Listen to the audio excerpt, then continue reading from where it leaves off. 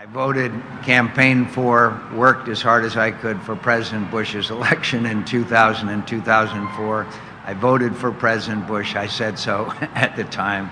I know we're already in a silly season, but my record stands very clearly of campaigning all over this nation on behalf of the candidacy of President Bush, and I think that some people believe that contributed to the fact that he won that election, and also in the 2004 election. It's nonsense. Can you explain then why these folks who attended the event describe very detailed accounts? I have no clue. I know that I discussed my vote with my wife and family, and discussed it and said so at the time.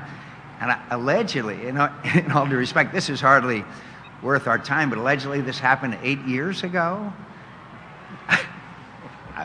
I know this is a silly season. It's very obvious to everyone that Senator Obama shares nothing of the values or goals of Hamas, which is a terrorist organization. I think that that's obvious, and I've certainly never implied anything else.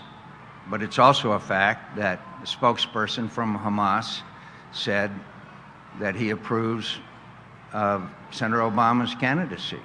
I think that's of interest to the American people, and that is something that needs to be discussed, why his policies should meet the approval of the spokesperson for Hamas.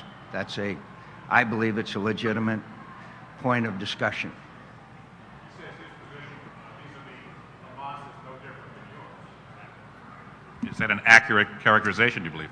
Well, Iran is obviously, one of the supporters of Hamas. Senator Obama wants to sit down and have negotiations and discussions with the person who just yesterday called Israel a, quote, stinking corpse, who continues to advocate the, quote, to wipe Israel off the map. So it's clear that I would never sit down with a individual who speaks for his nation, which is dedicated to the extinction of the state of Israel, calls it a stinking corpse, developing nuclear weapons, sending the most lethal explosives into Iraq, killing young Americans. So that is a distinct difference between myself and Senator Obama.